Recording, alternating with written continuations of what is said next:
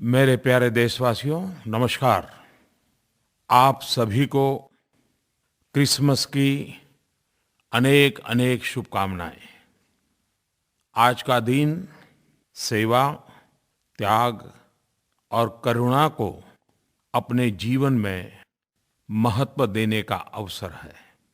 ईसा मसीह ने कहा, गरीबों को हमारा उपकार नहीं, हमारा स्वीकार चाहिए। सेंट ल्यूक के गॉस्पेल में लिखा है, जीसस ने न केवल गरीबों की सेवा की है, बल्कि गरीबों के द्वारा की गई सेवा की भी सराहना की है। और यही तो असली एम्पावरमेंट है। इससे जुड़ी एक कहानी भी बहुत प्रचलित है। उस कहानी में बताया गया है कि जीसस एक टेम्पल ट्रेजरी के पास खड़े थे। कई अमीर लोग आए, ढेर सारे दान दिए। उसके बाद एक गरीब विधवा आई और उसने 2 तांबे के सिक्के डाले। एक तरह से देखा जाए 2 तांबे के सिक्के कुछ मायना नहीं रखते। वहां खड़े भक्तों के मन में कुतूहल होना बड़ा स्वाभाविक था। तब जीसस ने कहा कि उस विधवा महिला ने सबसे ज्यादा दान किया है, क्योंकि औरों ने बहुत कुछ दिया, लेकिन इस विधवा ने तो अपना सब कुछ दे दिया है। आज 25 दिसंबर महामना मदन मोहन मालवीय जी की भी जयंती है। भारतीय जनमानस में संकल्प और आत्मविश्वास जगाने वाले मालवीय जी ने आधुनिक शिक्षा को एक नई दिशा दी। उन्हें जयंती पर भावभीनी श्रद्धांजलि। अभी 2 दिन पहले मालवीय जी की तपोभूमि बनारस में मुझे कई सारे विकास के कार्यों का शुभारंभ करने का अवसर मिला। मैंने वाराणसी में बीएचयू में महामना मदन मोहन मालवीय कैंसर सेंटर का भी शिलान्यास किया है। इस पूरे क्षेत्र में निर्माण हो रहा ये कैंसर सेंटर न सिर्फ पूर्वी उत्तर प्रदेश, लेकिन झारखंड, बिहार तक के लोगों के लिए एक बहुत बड़ा वरदान होगा। आज भारत रत्न एवं पूर्व प्रधानमंत्री आदरणीय अटल बिहारी वाजपेयी जी का भी जन्मदिन है। ये देश अटल जी के योगदान को कभी नहीं भुला सकता। उनके नेतृत्व में हमने परमाणु शक्ति में भी देश का सर ऊपर किया। पार्टी नेता हो, संसद सदस्य हो, मंत्री हो या प्रधानमंत्री, अटल जी ने प्रत्येक भूमिका में एक आदर्श को प्रतिष्ठित किया। अटल जी के जन्मदिन पर मैं उनको प्रणाम करता हूं और उनके उत्तम स्वास्थ्य के लिए ईश्वर से प्रार्थना करता हूं। एक कार्यकर्ता के नाते अटल जी के साथ कार्य करने का सौभाग्य मिला। अनेक स्मृतियां आंखों के सामने उभर करके आती हैं। आज सुबह-सुबह जब मैंने ट्वीट किया तो एक पुराना वीडियो भी मैंने शेयर किया है। एक छोटे कार्यकर्ता के रूप में अटल जी का स्नेह वर्षा का सौभाग्य कैसा मिलता था, उस वीडियो को देख करके ही पता चलेगा। आज क्रिसमस के दिन सौगात के रूप में देशवासियों को 2 योजनाओं का लाभ मिलने जा रहा है। एक प्रकार से 2 नवतर योजनाओं का आरंभ हो रहा है। पूरे देश में गांव हो या शहर हो, पढ़े लिखे हो या अनपढ़ हो, कैशलेस क्या है, कैशलेस कारोबार कैसे चल सकता है, बिना कैश खरीदारी कैसे की जा सकती है, चारों तरफ एक जिज्ञासा का माहौल बना है। हर कोई एक दूसरे से सीखना समझना चाहता है। इस बात को बढ़ावा देने के लिए मोबाइल बैंकिंग को ताकत मिले इसलिए, ई पेमेंट की आदत लगे इसलिए भारत सरकार ने ग्राहकों के लिए और छोटे व्यापारियों के लिए प्रोत्साहन योजना का आज से प्रारंभ हो रहा है। ग्राहकों को प्रोत्साहन करने के लिए योजना है लकी ग्राहक योजना और व्यापारियों को प्रोत्साहन करने के लिए योजना है डिजी धन व्यापार योजना। आज 25 दिसंबर को क्रिसमस की सौगात के रूप में 15,000 लोगों को ड्रॉ सिस्टम से इनाम मिलेगा और 15,000 के हर एक के खाते में एक हजार रुपये का इनाम जाएगा। और ये सिर्फ आज एक दिन के लिए नहीं है, ये योजना आज से शुरू होकर के 100 दिन तक चलने वाली है। हर दिन 15,000 लोगों को एक हजार रुपये का इनाम मिलने वाला है। 100 दिन में लाखों परिवारों तक करोड़ों रुपयों की सौगात पहुंचने वाली है।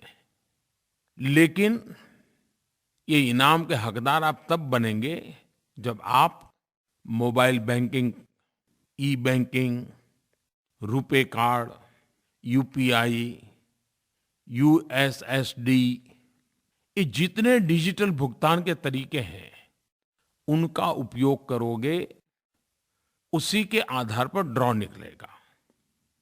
इसके साथ साथ ऐसे ग्राहकों के लिए सप्ताह में एक दिन बड़ा ड्रॉ होगा जिसमें इनाम भी लाखों में होंगे। और 3 महीने के बाद 14 अप्रैल डॉक्टर बाबा साहब आम्बेडकर की जन्म जयंती है।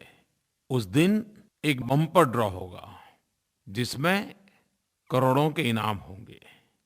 डिजी धन व्यापार योजना प्रमुख रूप से व्यापारियों के लिए है। व्यापारी स्वयं इस योजना से जुड़े और अपना कारोबार भी कैशलेस बनाने के लिए ग्राहकों को भी जोड़े। ऐसे व्यापारियों को भी अलग से इनाम दिए जाएंगे और ये इनाम हजारों की तादाद में है। व्यापारियों को अपना व्यापार भी चलेगा और ऊपर से इनाम का अवसर भी मिलेगा। ये योजना समाज के सभी वर्गों, खास करके गरीब एवं निम्न मध्यम वर्ग, उनको केंद्र में रख करके बनाई गई है। और इसलिए जो 50 रुपये से ऊपर खरीदते हैं और 3,000 से कम पैसों की खरीदी करते हैं, उन्हीं को इसका लाभ मिलेगा। 3,000 रुपये से ज्यादा खरीदी करने वाले को इस इनाम का लाभ नहीं मिलेगा। गरीब से गरीब लोग भी यूएसएसडी का इस्तेमाल कर फीचर फोन, साधारण फोन के माध्यम से भी सामान खरीद भी सकते हैं, सामान बेच भी सकते हैं और पैसों का भुगतान भी कर सकते हैं। और वे सब इस इनाम योजना के लाभार्थी भी बन सकते हैं। ग्रामीण क्षेत्रों में भी लोग एईपीएस के माध्यम से खरीद बिक्री कर सकते हैं और वे भी इनाम जीत सकते हैं।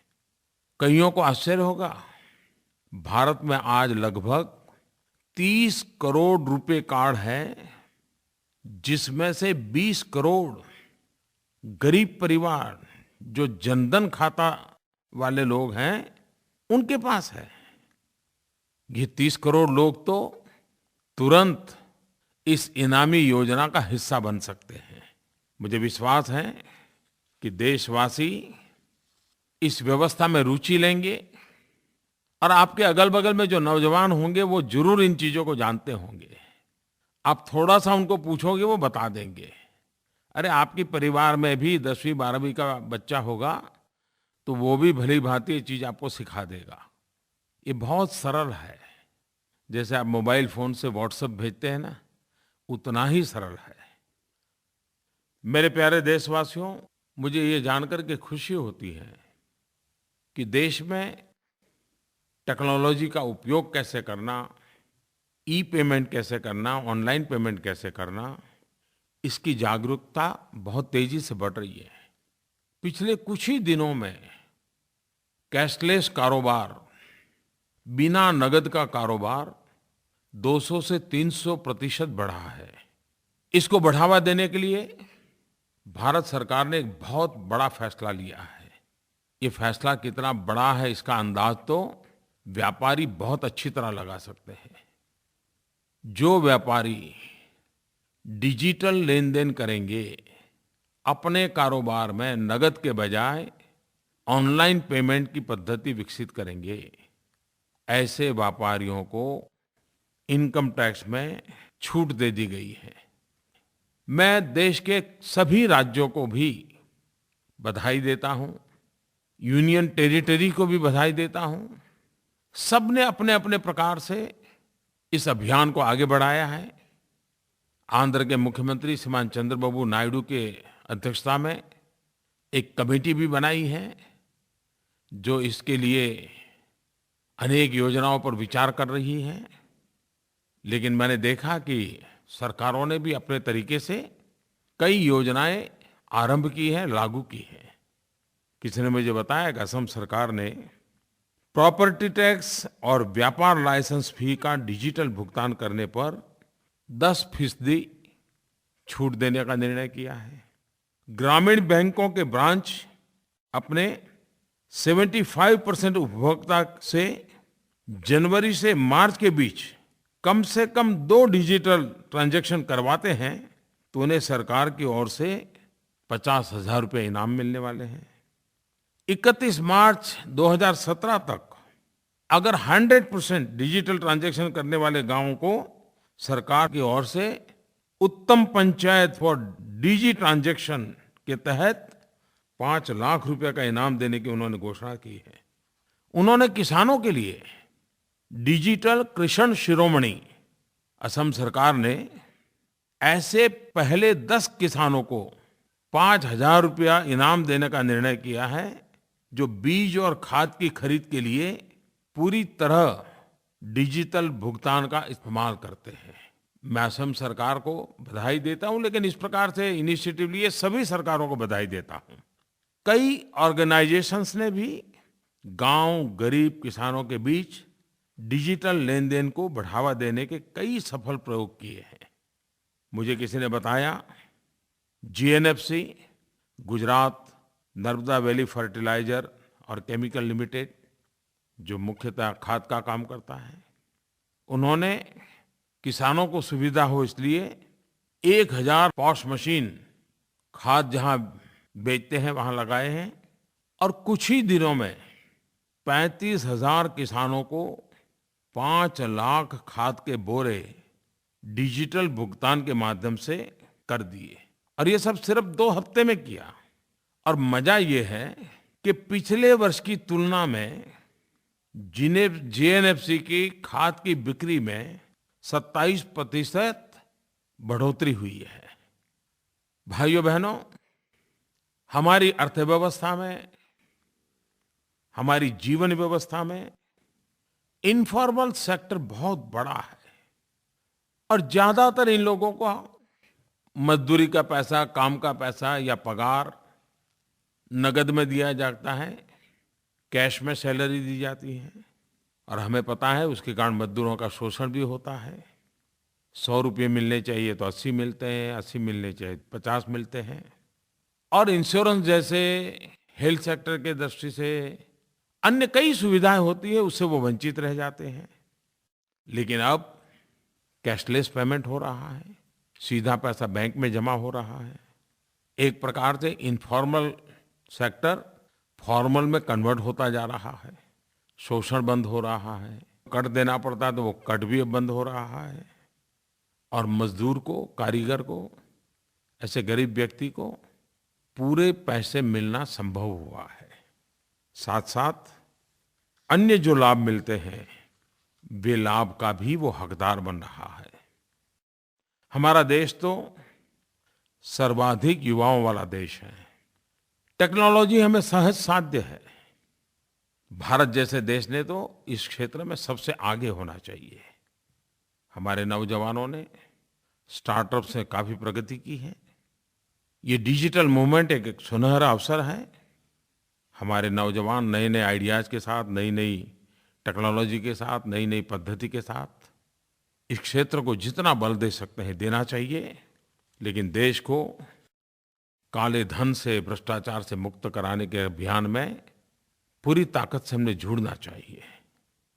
मेरे प्यारे देशवासियों, मैं हर महीने मन की बात के पहले लोगों से आग्रह करता हूँ कि आप मुझे अपने सुझाव दीजिए, अपने विचार बताइए, और हज़ारों की तादाद में माइगोव पर, नरेंद्र मोदी ऐप पर इस बार जो सुझाव आए, मैं कह सकता हूँ 80-90% सुझाव भ्रष्टाचार और काले धन के खिलाफ की लड़ाई के संबंध में आए।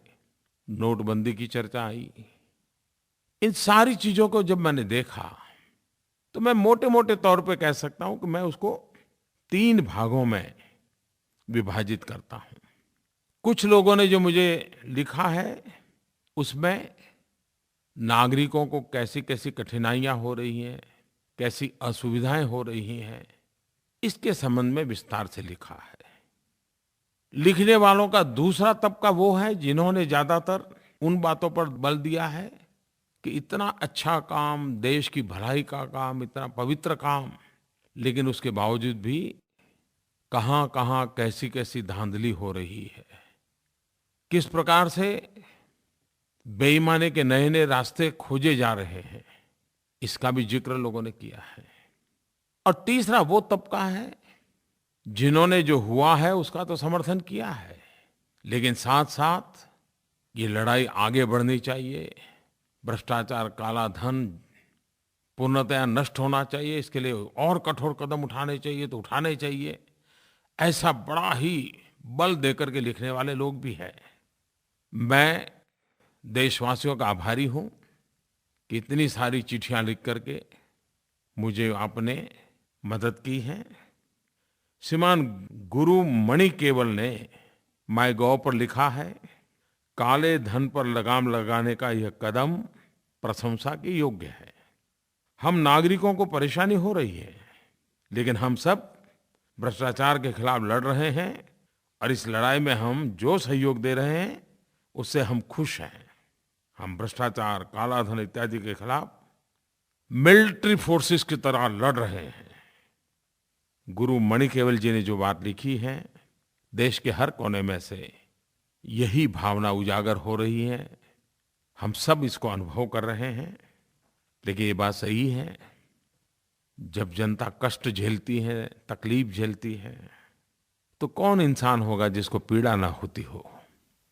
जितनी पीड़ा आपको होती है उतनी ही पीड़ा मुझे भी होती है। लेकिन एक उत्तम ध्येय के लिए, एक उच्च इरादे को पार करने के लिए साफ नियत के साथ जब काम होता है, तो एक कष्ट के बीच, दुख के बीच, पीड़ा के बीच भी देशवासी हिम्मत के साथ डटे रहते हैं। ये लोग ही असल में एजेंट ऑफ चेंज, बदलाव के पुरोधा है। मैं लोगों को एक और कारण के लिए भी धन्यवाद देता हूं कि उन्होंने न केवल परेशानियां उठाई हैं, बल्कि उन चुनिंदा लोगों को करारा जवाब भी दिया है जो जनता को गुमराह करने की कोशिश कर रहे हैं। कितनी सारी अफवाहें फैलाई गई।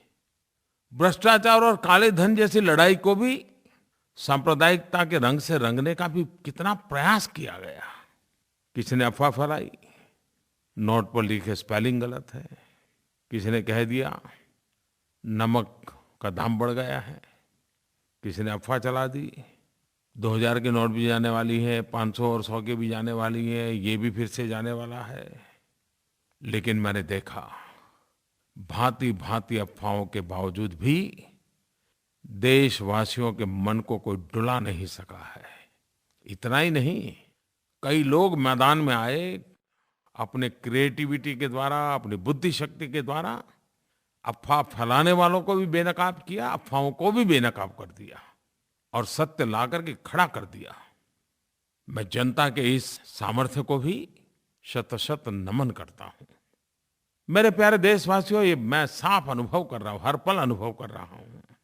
जब 125 करोड़ देशवासी आपके साथ खड़े हो, तब कुछ भी असंभव नहीं होता है। और जनता जनार्दन ही तो ईश्वर का रूप होती है। और जनता के आशीर्वाद ईश्वर के ही आशीर्वाद बन जाते हैं। मैं देश की जनता को धन्यवाद देता हूँ, उन्हें नमन करता हूँ कि भ्रष्टाचार और काले धन के खिलाफ इस महायज्ञ में लोगों ने पूरा उत्साह के साथ भाग लिया है। मैं चाहता था कि सदन में भ्रष्टाचार और काले धन के खिलाफ जो लड़ाई चल रही है, राजनीतिक दलों के लिए भी, पॉलिटिकल फंडिंग के लिए भी व्यापक चर्चा हो। अगर सदन चला होता तो जरूर अच्छी चर्चा होती। जो लोग अफवाहें फैला रहे हैं कि राजनीतिक दलों को सब छूटछाट है, ये गलत है। कानून सबके लिए समान होता है, चाहे व्यक्ति हो, संगठन हो या राजनीतिक दल हो। हर किसी ने कानून का पालन करना ही होता है और करना ही पड़ेगा। जो लोग खुल करके भ्रष्टाचार और काले धन का समर्थन नहीं कर पाते हैं, वे सरकार की कमियां ढूंढने के लिए पूरी देर लगे रहते हैं। एक बात ये भी आती है, बार-बार नियम क्यों बदलते हैं? ये सरकार जनता जनार्दन के लिए है। जनता का लगातार फीडबैक लेने का प्रयास सरकार करती है। जनता जनार्दन को कहाँ कठिनाई हो रही है, किस नियम के कारण दिक्कत आती है, उसका क्या रास्ता खोजा जा सकता है। हर पल सरकार एक संवेदनशील सरकार होने के कारण जनता जनार्दन की सुख सुविधा को ध्यान में रखते हुए जितने भी नियम बदलने पड़ते हैं, बदलती है, ताकि लोगों की परेशानी कम हो। दूसरी तरफ मैंने पहले ही दिन कहा था, 8 तारीख को कहा था, ये लड़ाई असामान्य है। 70 साल से बेईमानी और भ्रष्टाचार के काले कारोबार में कैसी शक्तियां जुड़ी हुई है, उनकी ताकत कितनी है। ऐसे लोगों से मैंने जब मुकाबला करना ठान लिया है, तो वे भी तो सरकार को पराजित करने के लिए रोज नए तरीके अपनाते हैं। जब वो नए तरीके अपनाते हैं तो हमें भी तो उसके काट के लिए नया तैर का अपनाना पड़ता है। तू डाल डाल तो मैं पात पात, क्योंकि हमने तय किया है कि भ्रष्टाचारियों को, काले कारोबारों को, काले धन को मिटाना है। दूसरी तरफ कई लोगों के पत्र इस बात को लेकर के आए हैं जिसमें किस प्रकार की धांधलियां हो रही हैं, किस प्रकार से नए नए रास्ते खोजे जा रहे हैं, इसकी चर्चा है। मैं प्यारे देशवासियों को एक बात का हृदय से अभिनंदन करना चाहता हूं। आज आप लोग टीवी पर, समाचार पत्रों में देखते होंगे, रोज नए नए लोग पकड़े जा रहे हैं, नोटें पकड़ी जा रही हैं, छापे मारे जा रहे हैं, अच्छे अच्छे लोग पकड़े जा रहे हैं। ये कैसे संभव हुआ है? मैं सीक्रेट बता दूं? सीक्रेट ये है कि जानकारियां मुझे लोगों की तरफ से मिल रही है। सरकारी व्यवस्था से जितनी जानकारी आती है, उससे अनेक गुना ज्यादा सामान्य नागरिकों से जानकारियां आ रही है। और ज्यादातर हमें सफलता मिल रही है वो जन सामान्य की जागरूकता के कारण मिल रही है। कोई कल्पना कर सकता है मेरे देश का जागरूक नागरिक ऐसे तत्वों को बेनकाब करने के लिए कितना रिस्क ले रहा है? और जो जानकारियां आ रही हैं उसमें ज्यादातर सफलता मिल रही है। मुझे विश्वास है कि सरकार ने इसके लिए जो एक ईमेल एड्रेस इस प्रकार की खबरें देना चाहते हैं उनके लिए बनाया है, उस पर भी भेज सकते हो, माईगॉव पर भी भेज सकते हो। सरकार ऐसे सारे बुराइयों के साथ लड़ने के लिए प्रतिबद्ध है, और जब आपका सहयोग है तो फिर लड़ना बहुत आसान है। तीसरे पत्र लेखकों के ग्रुप ऐसा है, वे भी बहुत बड़ी संख्या में है। वो कहते हैं मोदी जी थक मत जाना, रुक मत जाना, और जितना कठोर कदम उठा सकते उठाओ, लेकिन अब एक बार रास्ता पकड़ा है तो मंजिल तक पहुंचना ही है। मैं ऐसे पत्र लिखने वाले सबको विशेष रूप से धन्यवाद करता हूं, क्योंकि उनके पत्र में एक प्रकार से विश्वास भी है, आशीर्वाद भी है। मैं आपको विश्वास दिलाता हूं कि पूर्ण विराम नहीं है, ये तो अभी शुरुआत है। ये जंग जीतना है, और थकने का तो सवाल ही कहाँ उठता है, रुकने का तो सवाल ही नहीं उठता है। और जिस बात पर 125 करोड़ देशवासियों के आशीर्वाद हो, उसमें तो पीछे हटने का कोई प्रश्न ही नहीं उठता है। आपको मालूम होगा हमारे देश में बेनामी संपत्ति का एक कानून 1988 1988 में बना था, लेकिन कभी भी न उसके रूल्स नहीं बने, उसको नोटिफाई नहीं किया, ऐसे ही वो ठंडे बस्ते में पड़ा रहा। हमने उसको निकाला है और बड़ा धारदार बेनामी संपत्ति का कानून हमने बनाया है। आने वाले दिनों में वो कानून भी अपना काम करेगा। देश हित के लिए, जनहित के लिए जो भी करना पड़े, ये हमारी प्राथमिकता है। मेरे प्यारे देशवासियों, पिछली बार भी मन की बात में मैंने कहा था कि इन कठिनाइयों के बीच भी हमारे किसानों ने कड़ी मेहनत करके बुआई में पिछले साल का रिकॉर्ड तोड़ दिया। कृषि क्षेत्र की दृष्टि से ये शुभ संकेत है। इस देश का मजदूर हो, इस देश का किसान हो, इस देश का नौजवान हो, इन सब के परिश्रम आज नए रंग ला रहे हैं। पिछले दिनों विश्व के अर्थ मंच पर भारत ने अनेक क्षेत्रों में अपना नाम बड़े गौरव के साथ अंकित करवाया है। हमारे देशवासियों के लगातार प्रयासों का परिणाम है। अलग-अलग इंडिकेटर्स के जरिए भारत की वैश्विक रैंकिंग में बढ़ोतरी दिखाई दे रही है। वर्ल्ड बैंक की डूइंग बिजनेस रिपोर्ट में भारत की रैंकिंग बढ़ी है। हम भारत में बिजनेस प्रैक्टिसेस को दुनिया के बेस्ट प्रैक्टिसेस के बराबर बनाने का तेजी से प्रयास कर रहे हैं और सफलता मिल रही है। अंकटेड उसके द्वारा जारी वर्ल्ड इन्वेस्टमेंट रिपोर्ट के अनुसार top prospective host economies for 2016-18 में भारत का स्थान तीसरा पहुंच गया है। वर्ल्ड इकोनॉमिक फोरम के ग्लोबल कॉम्पिटिटिवनेस रिपोर्ट में भारत ने 32 रैंक की छलांग लगाई है। ग्लोबल इनोवेशन इंडेक्स 2016 में हमने 16 स्थानों की बढ़त हासिल की है और वर्ल्ड बैंक के लॉजिस्टिक्स परफॉर्मेंस इंडेक्स 2016 में 19 रैंक की बढ़ोतरी हुई है। कई रिपोर्ट ऐसे हैं जिसके मूल्यांकन भी इसी ओर इशारा करते हैं। भारत तेजी से आगे बढ़ रहा है। मेरे प्यारे देशवासियों, इस बार संसद का सत्र देशवासियों की नाराजगी का कारण बना। चारों तरफ संसद के गतिविधि के संबंध में रोष प्रकट हुआ। राष्ट्रपति, उपराष्ट्रपति जी ने भी प्रकट रूप से नाराजगी व्यक्त की। लेकिन इस हालात में भी कभी-कभी कुछ अच्छी बात भी हो जाती है और तब मन को एक बहुत संतोष मिलता है। संसद के हो हल्ले के बीच एक ऐसा उत्तम काम हुआ जिसकी तरफ देश का ध्यान नहीं गया है। भाइयों बहनों, आज मुझे इस बात को बताते हुए गर्व और हर्ष की अनुभूति हो रही है कि दिव्यांग जनों पर जिस मिशन को लेकर के मेरी सरकार चली थी, उससे जुड़ा एक बिल संसद में पारित हो गया। इसके लिए मैं लोकसभा और राज्यसभा के सभी सांसदों का आभार व्यक्त करता हूं। देश के करोड़ों दिव्यांग जनों की तरफ से आभार व्यक्त करता हूं। दिव्यांगों के लिए हमारी सरकार कमिटेड है। मैंने निजी तौर पर भी इसे लेकर मुहिम को गति देने की कोशिश भी की है। मेरा इरादा था दिव्यांग जनों को उनका हक मिले, सम्मान मिले, जिसके वो अधिकारी हैं। हमारे प्रयासों और भरोसों को हमारे दिव्यांग भाई बहनों ने उस वक्त और मजबूती दी जब वे पैरालंपिक्स में 4 मेडल जीत करके ले आए।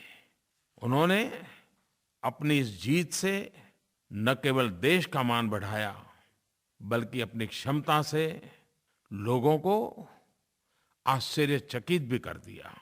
हमारे दिव्यांग भाई बहन भी देश के हर नागरिक की तरह हमारी एक अनमोल विरासत है, अनमोल शक्ति है। मैं आज बेहद खुश हूं कि दिव्यांग जनों के हित के लिए ये कानून पास होने के बाद दिव्यांगों के पास नौकरी के ज़्यादा अवसर होंगे। सरकारी नौकरियों में आरक्षण की सीमा बढ़ाकर के 4% कर दी गई है। इस कानून से दिव्यांगों की शिक्षा, सुविधा और शिकायतों के लिए विशेष प्रावधान भी किए गए हैं। दिव्यांगों को लेकर के सरकार कितनी संवेदनशील है, इसका अंदाज आप इस बात से लगा सकते हैं कि केंद्र सरकार ने पिछले 2 वर्ष में दिव्यांगजनों के लिए 4,350 कैंप लगाए, 352 करोड़ रुपयों की राशि खर्च करके 5,80,000 दिव्यांग भाई बहनों को उपकरण बांटे। सरकार ने यूनाइटेड नेशन की भावना के अनुरूप ही नया कानून पारित किया है। पहले दिव्यांगों की श्रेणी 7 प्रकार की हुआ करती थी, लेकिन अब कानून बना करके उसे 21 प्रकार की कर दी गई है। इसमें 14 नई श्रेणियां और जोड़ दी हैं। दिव्यांगों की कई ऐसी श्रेणियां शामिल की गई हैं जिसे पहली बार न्याय मिला है, अवसर मिला है। जैसे थैलेसेमिया, पार्किंसन या फिर बौनापन, ऐसे क्षेत्रों को भी इस श्रेणी के साथ जोड़ दिया गया है। मेरे युवा साथियों, पिछले कुछ हफ्तों में खेल के मैदान में ऐसी खबरें आईं जिसने हम सबको गौरवान्वित कर दिया। भारतीय होने के नाते हम सबको गर्व होना बहुत स्वाभाविक है। भारतीय क्रिकेट टीम की इंग्लैंड के खिलाफ 4-0 से सीरीज में जीत हुई है। इसमें कुछ युवा खिलाड़ियों की परफॉर्मेंस काबिले तारीफ रही। हमारे नौजवान करुण नायर ने ट्रिपल सेंचुरी लगाई, तो केएल राहुल ने 199 रनों की पारी खेली। टेस्ट कप्तान विराट कोहली ने तो अच्छी बैटिंग के साथ साथ अच्छा नेतृत्व भी दिया। भारतीय क्रिकेट टीम के ऑफ स्पिनर गेंदबाज आर अश्विन को आईसीसी ने वर्ष 2016 का क्रिकेटर ऑफ द ईयर और बेस्ट टेस्ट क्रिकेटर घोषित किया है। इन सबको मेरी बहुत बहुत बधाइयां, ढेर सारी शुभकामनाएं। हॉकी के क्षेत्र में भी 15 साल के बाद बहुत अच्छी खबर आई। जूनियर हॉकी टीम ने वर्ल्ड कप पर कब्जा कर लिया। 15 साल के बाद यह मौका आया है जब जूनियर हॉकी टीम ने वर्ल्ड कप जीता। इस उपलब्धि के लिए नौजवान खिलाड़ियों को बहुत बहुत बधाई। ये उपलब्धि भारतीय हॉकी टीम के भविष्य के लिए शुभ संकेत है। पिछले महीने हमारी महिला खिलाड़ियों ने भी कमाल करके दिखाई। भारत की महिला हॉकी टीम ने एशियन चैंपियन ट्रॉफी भी जीती और अभी भी कुछ ही दिन पहले अंडर 18 एशिया कप भारत की महिला हॉकी टीम ने ब्रॉन्ज मेडल हासिल किया। मैं क्रिकेट और हॉकी टीम के सभी खिलाड़ियों को हृदय से बहुत बहुत अभिनंदन करता हूँ। मेरे प्यारे देशवासियों, 2017 का वर्ष नए उमंग और उत्साह का वर्ष बने। आपके सारे संकल्प सिद्ध हो, विकास की नई ऊंचाइयों को हम पार करें, सुख चैन की जिंदगी जीने के लिए गरीब से गरीब को अवसर मिले, ऐसा हमारा 2017 का वर्ष रहे।